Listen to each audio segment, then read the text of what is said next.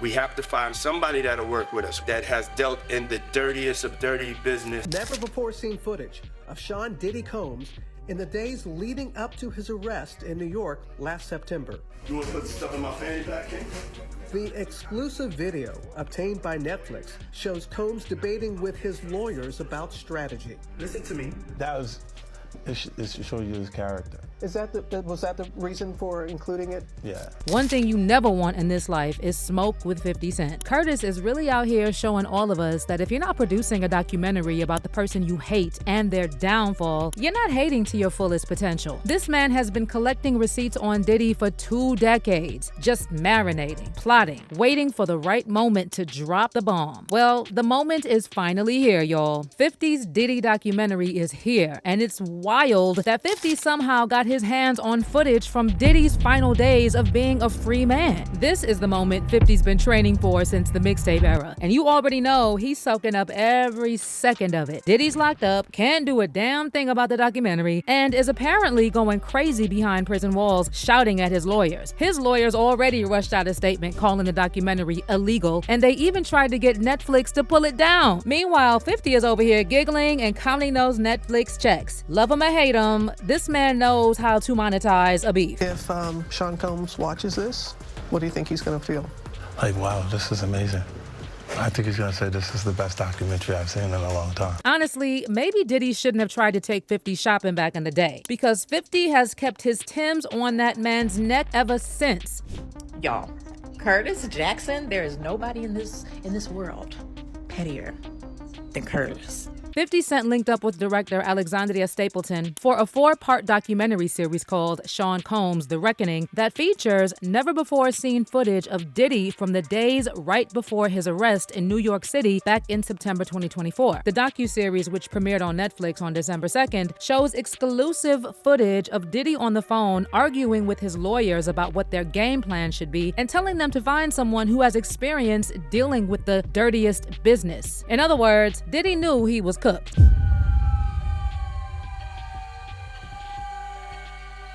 We have to find somebody that'll work with us that has dealt in the dirtiest of dirty business. We're losing.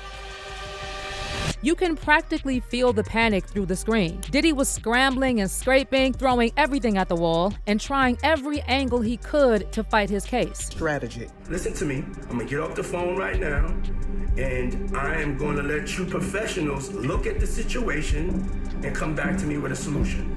No matter what nobody said. Let's just here and there, y'all are not working together the right way. We're losing. Then there's another moment in the doc where Diddy's out in Harlem doing the whole man of the people routine, hugging folks, shaking hands, playing hometown hero. But then he slides into his car and immediately requests a bottle of hand sanitizer. And according to 50, this scene basically exposes Diddy's whole playbook. The mask on, mask off performance, out here pretending he's for the people, then the second he's back in his bubble, the mask slips and the real attitude pops out. You're a public person as well, and there was one instance in Harlem, and his reaction when those people Went away. Got in the car and said, I feel like I need to wash, like I'm dirt. It should show you his character. was that the reason for including it? Yeah, I mean, and what's the odds that you would do that in front of the camera?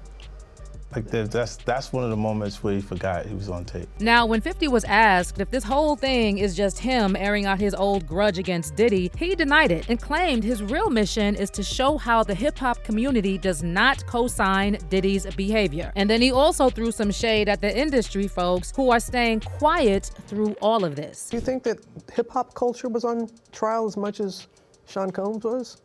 Look, if I didn't say anything, you would interpret it as the hip-hop is fine with his behaviors. There's no one else being vocal. So you would look at it and just say,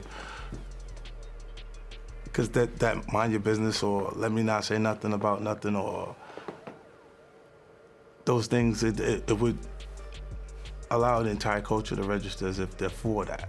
And honestly, 50's not wrong. He isn't exposing Diddy or snitching on him. Diddy already exposed himself during that trial. There's nothing in this documentary that's gonna top what the world has already heard in court. And Diddy's already been sentenced, so nothing in this doc changes his reality. But what 50 is exposing is the industry's selective silence. 50's whole point is that if everyone keeps their mouths shut, it creates the impression that the hip-hop community is perfectly fine with this kind of predatory behavior. Now, you can say what you want about 50, that he's petty, vindictive, immature maybe, but at least he's never had a weird SA case, and he's never been caught talking to young girls. Meanwhile, all those other rappers and moguls who spent decades in Diddy's circle are keeping quiet because they're all compromised in one way or another. And look, 50 can swear up and down that this isn't personal, but if you know 50, you know it's always personal. This man treats grudges like fine wine. The longer he stores them, the stronger they get. And once you end up on his bad side, honey, there's no going back. So at the end of the day, yeah, it's personal for 50, no doubt about it. But at the same time, he deserves his flowers for being one of the few industry folks who was publicly calling out Diddy's behavior before it was cool. So is 50 gloating now? Absolutely. But can you really blame him? Years ago, when he was telling everyone about Diddy taking men shopping, people rolled their eyes and called him a hater, said he was obsessed. But then a lot of what 50 said back then turned out to be true. So you better believe he's basking in the moment right now. Just look at how he responded when he was asked what he thinks Diddy's reaction will be after watching the doc. Now, Curtis knows damn well Diddy would blow a fuse the second he heard about this documentary, and he didn't have to wait too long for Diddy's reaction. According to CNN, Diddy's lawyers have already sent a cease and desist to Netflix, claiming that 50's docuseries uses stolen footage. In a statement to CNN, Diddy's spokesperson, Judah Engelmayer, alleged that the docuseries is a shameful hit piece and accused Netflix of using stolen footage that was never authorized for release. By the way,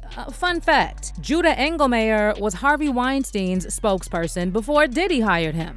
Birds of a feather and all that. Anyway, Judah told CNN that Diddy has been recording himself for decades to chronicle his life for an eventual documentary, and he claimed that the footage seen in 50's docuseries was supposed to be used in Diddy's own documentary. Judah said Sean was making his own documentary since he was 19 years old. This footage was commissioned as part of it. But Netflix has now fired back, and their spokesperson told CNN that the docuseries director Alexandra Stapleton obtained the footage legally. But Diddy's team is big mad. In their cease and desist letter, his lawyers threatened to take further legal action, writing, "As you are undoubtedly aware, Mr. Combs has not hesitated to take legal action against media entities and others who violate his rights, and he will not hesitate to do so against Netflix." The letter also added that it was equally staggering that Netflix agreed to work with 50 Cent for the documentary, as 50 is a longtime adversary with a personal vendetta who has spent too much time slandering Mr. Combs. Well, vendetta or no vendetta, 50 Cent is loving every moment of this attention, and he's still out here trolling Diddy on Instagram. 50 just posted this clip from his interview on Good Morning America where they asked him about his feud with Diddy, and he wrote in the caption, "What feud? I put 2 of his kids in my scripted TV shows. I just didn't like he said fruity-ish to me. I don't like that." And Diddy, on the other hand, is crashing behind bars because there is nothing really he can do, and 50 took the win. Now, some folks are out here calling out 50 and saying that he should have thought about Diddy's kids and how this documentary will affect them, especially the girls. But let's be real for a second. Diddy didn't care how his behavior affected his kids while he was doing what he was doing, and he certainly didn't care about other people's kids. If he was doing things right from the start, he would be home with his kids right now. Can't throw the rock and hide your hand. Now, I want to hear your thoughts on this documentary. Have you started watching it yet, or are you saving it for the weekend? What's your take? Is 50 doing too much and being petty, or is he literally the only person in the industry with a backbone to call things exactly as they are? Sound off in the comments, and don't miss this next video.